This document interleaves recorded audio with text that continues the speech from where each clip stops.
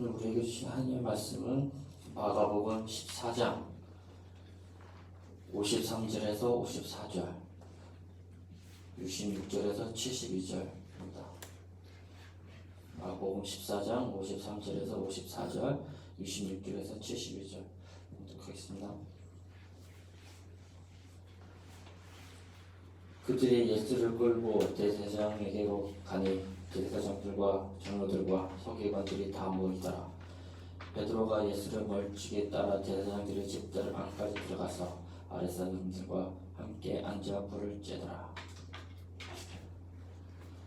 베드로는 아랫뜰에 있더니 대제사장의 여종 하나가 와서 베드로가 불 쬐고 있는 것을 보고 주목하여 이르되 너도 나사렛 예수와 함께 있었도다 하거늘 베드로가 부인하여 이르되 나는 내가 말하는 것이 무엇인지 알지도 못하고 깨닫지도 못하노라 하며 앞뜰에 나갔세. 여종이 그를 보고 곁에 서 있는 자들에게 다시 이르되 이 사람은 그 도당이라 하되 또 부인하더라.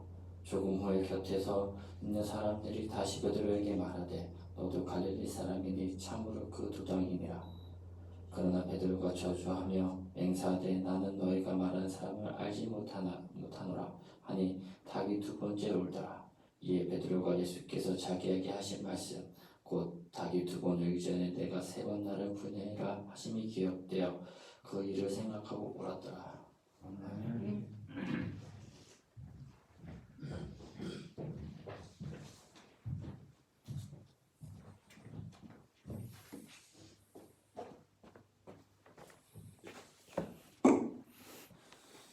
할렐루야. 아멘. 빛이신 하나님의 사랑과 은총이 교우 여러분과 함께 하시기를 기원합니다. 수년 전 겨울 소백산을 오른 적이 있습니다. 그날 일찍 이른 새벽에 출발했고 서둘러 나오다 보니 얇은 장갑을 가져가고 말았습니다. 추운 날 겨울 소백산 바람은 칼바람으로 이름이 나서 금세 손이 시렸습니다. 다른 곳은 괜찮은데 손이 시려우니 손이 추우니 견딜 수가 없었습니다. 그때 마침 배낭에 넣어둔 핫팩이 생각이 나는 거예요. 두 개라면 좋았지만 한 개뿐이어서 아쉬운 대로 번갈아 가면서 얇은 장갑 속에 넣으면서 사용했습니다. 다행히 지속 시간이 10시간 이상 되는 핫팩이라 덕분에 산행을 잘 마칠 수 있었습니다. 그날 저는 손난로의 온기를 느끼면서 그런 생각을 했습니다.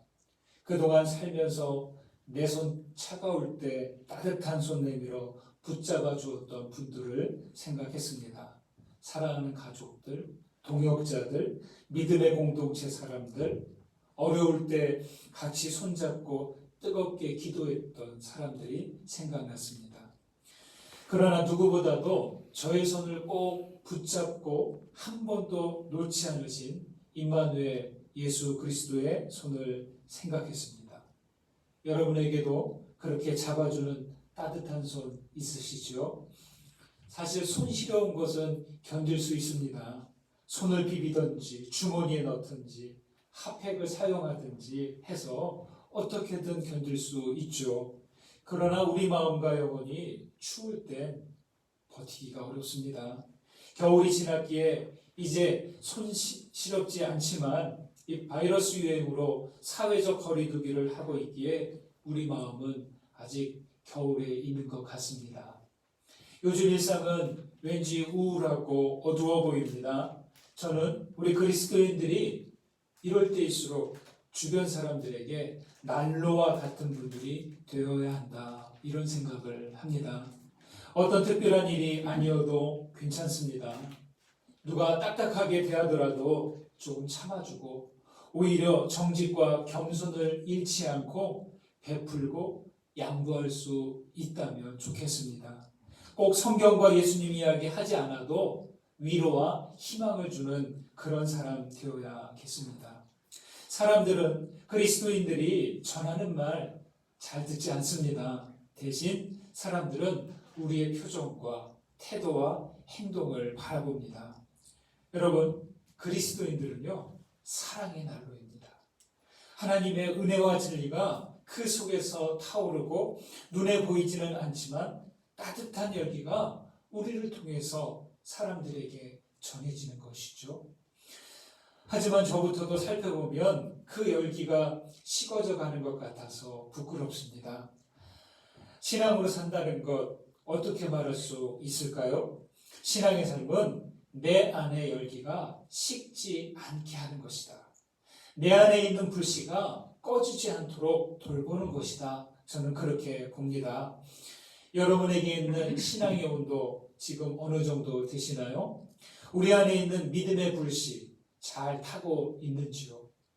여러분, 우리가 살면서 체감하는 온도는 어떻습니까?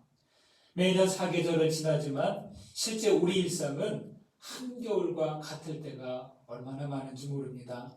오늘 마가복음 14장에서 체감되는 기온 얼마나 될까요? 예수님께서 한밤중에 체포되어 대제사장의 집에서 열린 공회 앞에 서셨습니다. 이곳은 겨울공화국처럼 보입니다. 모든 공회원들이 모여서 예수님을 바라보는데 아주 서릿발 같은 시선으로 바라봅니다. 마가는 이곳을 이렇게 설명합니다. 55절과 56절 이렇게 말합니다. 같이 한번 읽어볼까요? 함께 읽습니다. 대제사장들과 온 공회가 예수를 죽이려고 그를 칠 증거를 찾되 얻지 못하니 이는 예수를 쳐서 거짓 증언하는 자가 많으나 그 증언이 서로 일치하지 못합니다.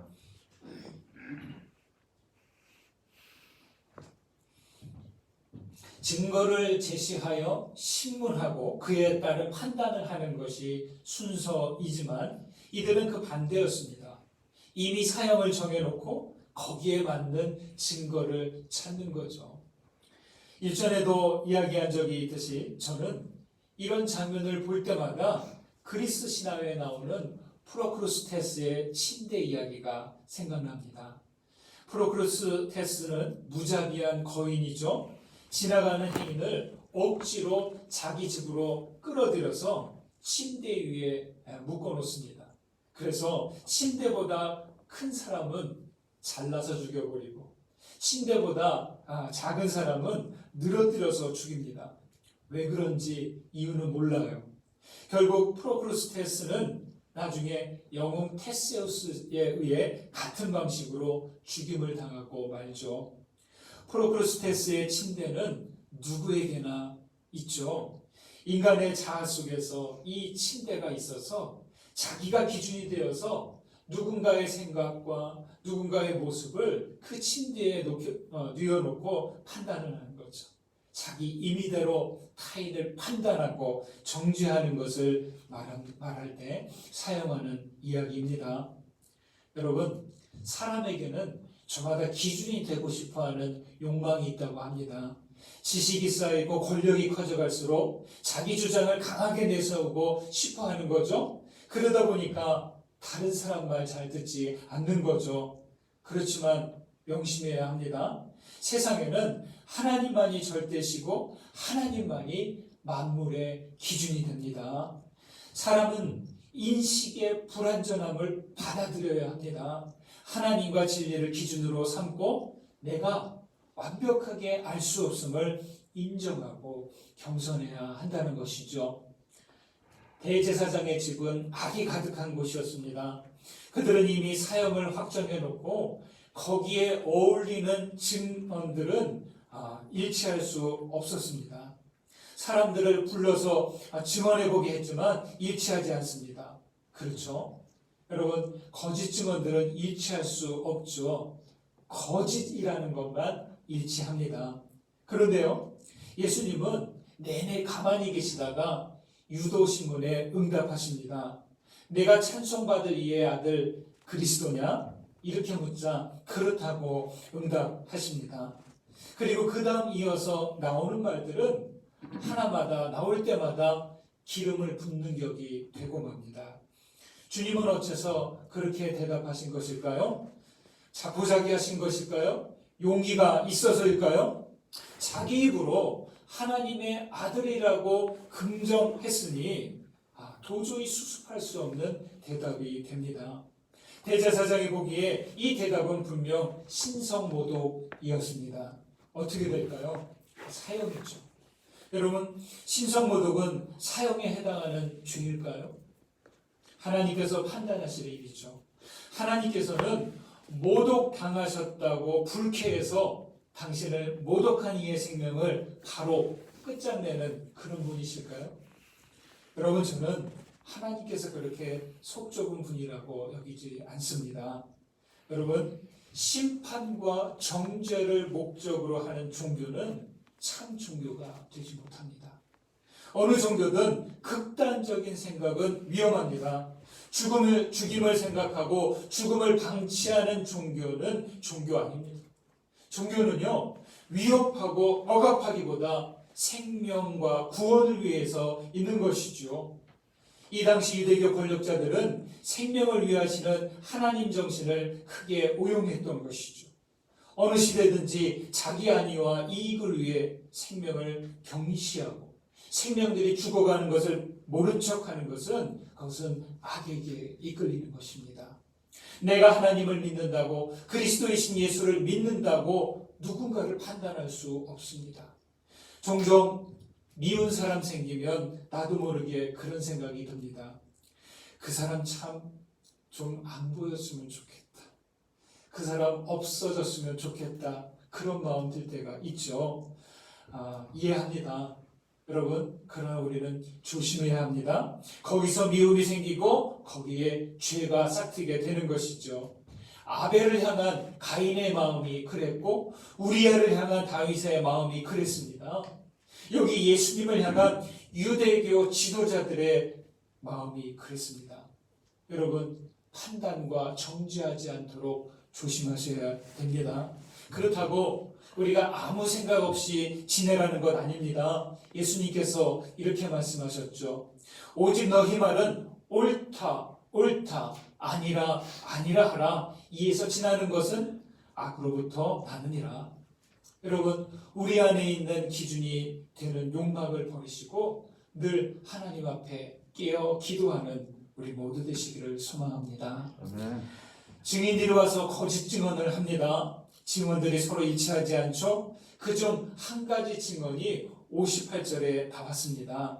58절 보실까요? 같이 한번 읽습니다. 우리가 그의 말을 들으니 손으로 지은 이 성전을 내가 헐고 손으로 짓지 아니한 다른 성전을 사흘 동안 지으리라 하더라 하되. 이스라엘은요, 성전에 아주 예민한 민족입니다.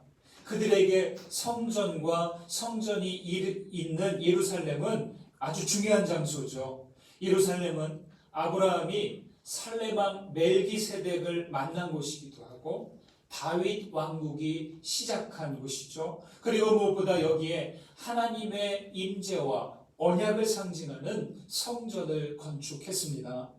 이스라엘인 사람들은 절기마다 이곳에 와서 예배했고 오지 못하는 사람들은 예루살렘 성전을 향해 기도했습니다.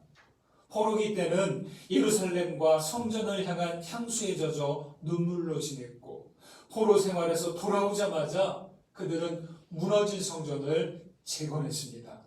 예루살렘과 성전은 그들에게 영원한 고향이자 가장 거룩한 장소였던 것이죠.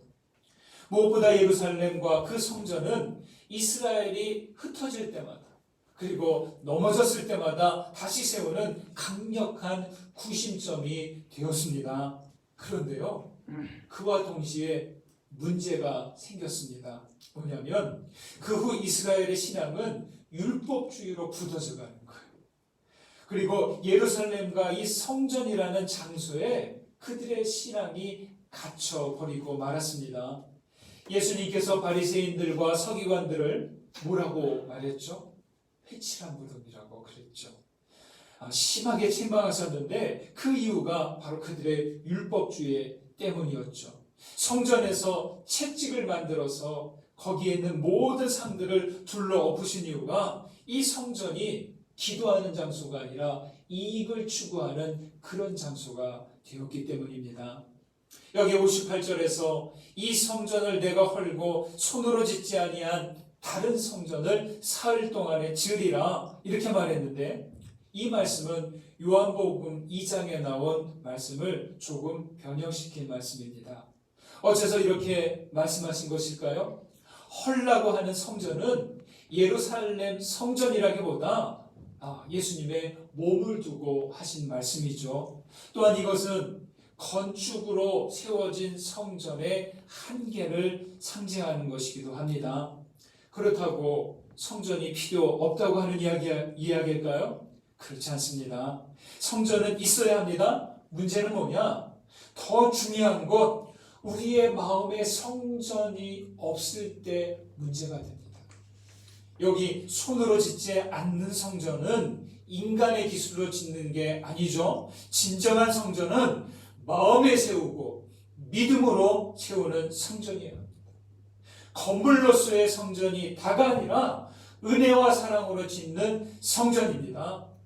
예루살렘이라는 장소에 제한된 성전이 아니라 그리스도의 부활과 함께 세워진 성전이어야 합니다. 예수의 부활은 믿는 이들의 삶이 성전이 되게 하는 부활입니다.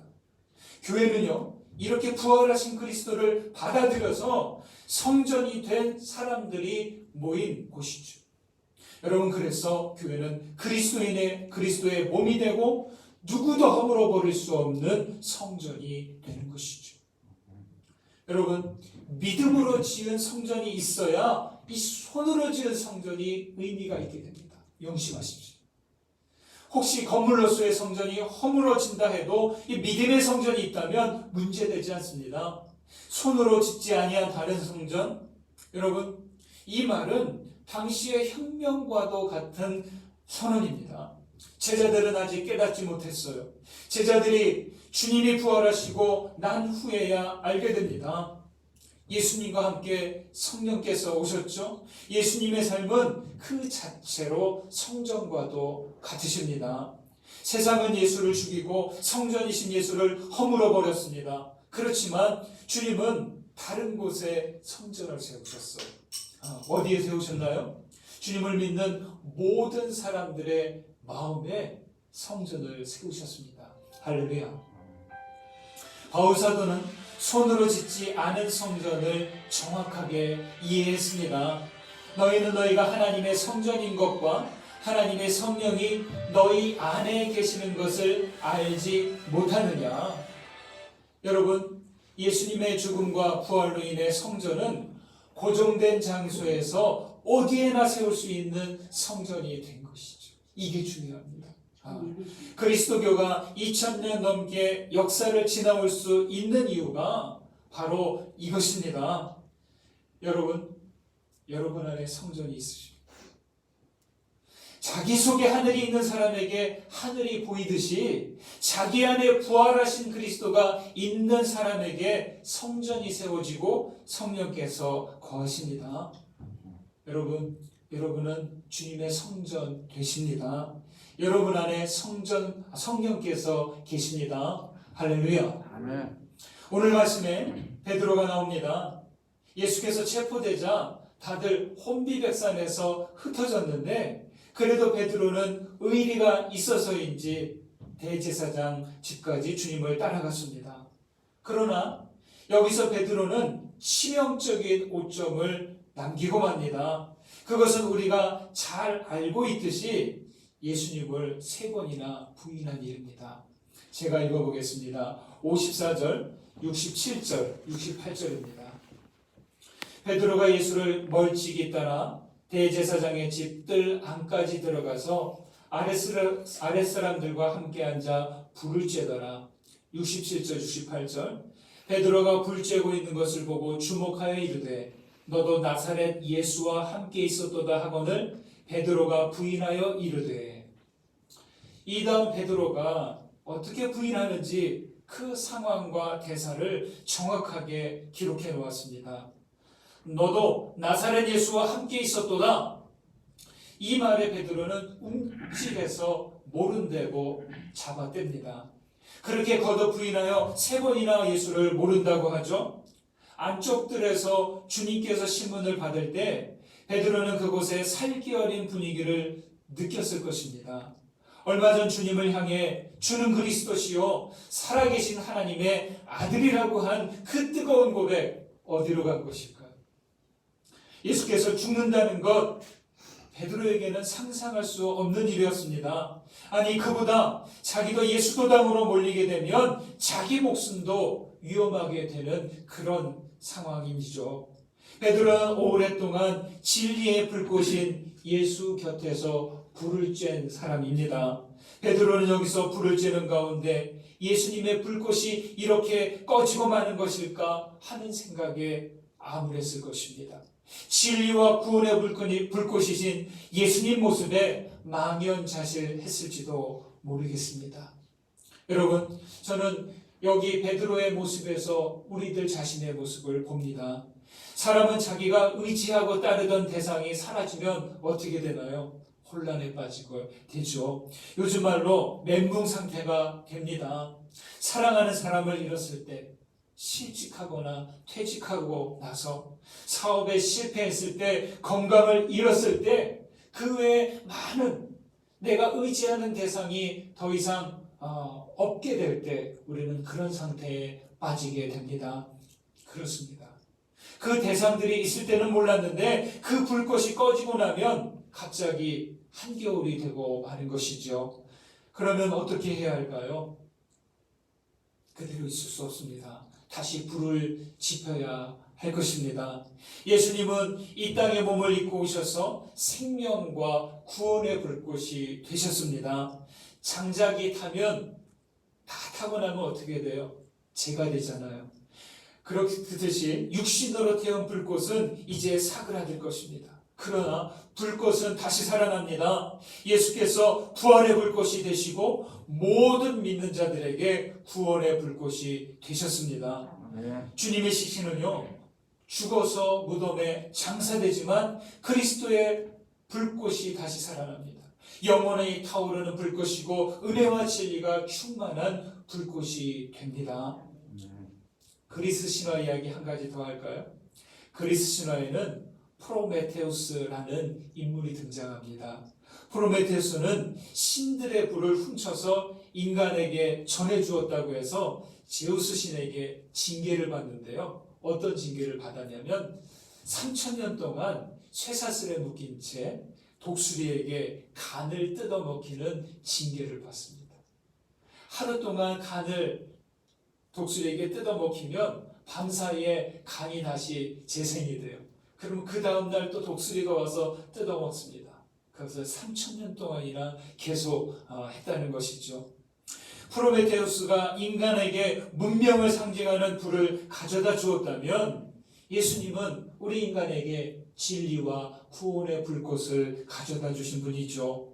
그리스 신화에서는 신들이 불을 주지 못하도록 금지했지만 이 복음서에서는 권력자들이 진리의 불꽃을 금지했습니다. 그래서일까요? 예수님은 프로메테우스가 받은 징계보다 더 고통스러운 십자가 고난을 당하고 마셨죠.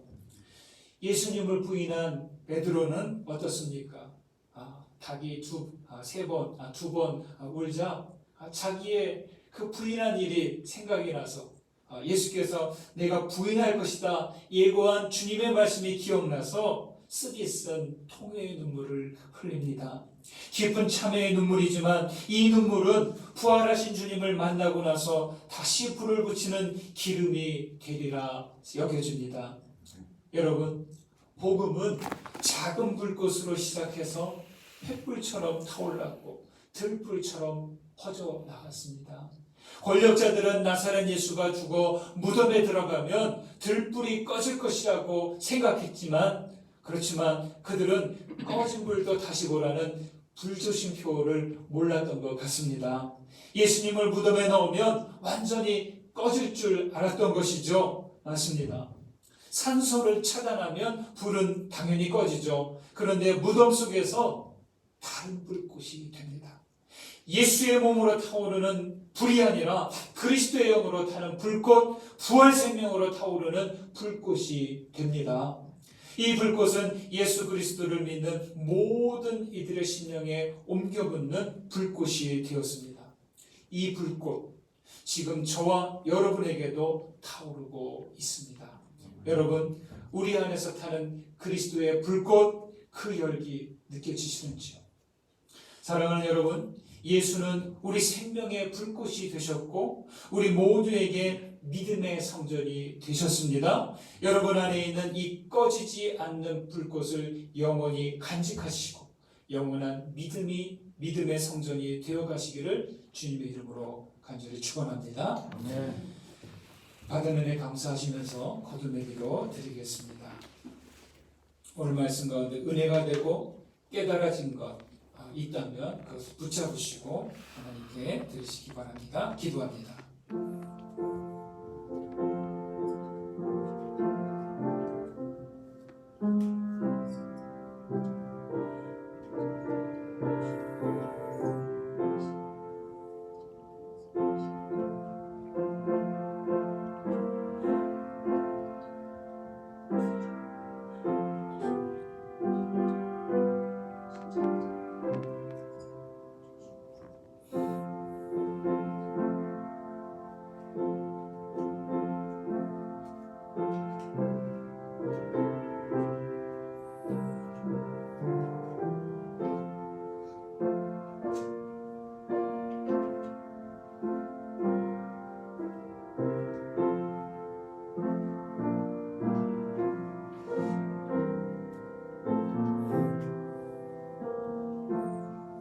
빛이신 하나님, 세상은 여전히 춥기만 합니다. 추운 날 우리를 향해 손 내밀어 주시는 주님의 따뜻한 손을 생각합니다. 주님, 세상은 저마다 자기가 기준이 되어 판단하고 정죄하지만 예수 신앙은 품고 살리는 생명의 신앙임을 잊지 않게 하옵소서. 오 주님, 장소와 공간에 제한되어 경직된 신앙으로 살지 않게 하소서. 우리 안에 먼저 믿음의 성전을 세우셨으니 성령께서 거하시는 성전이 되게 하옵소서. 오 부활이신 주님, 우리 안에 꺼지지 않는 불꽃으로 계시옵소서. 그 어떤 상황 속에서도 우리 신앙의 불꽃을 꺼뜨리지 않고 영원히 간직하게 하옵소서. 주 예수 그리스도의 이름으로 기도하옵나이다. 아멘.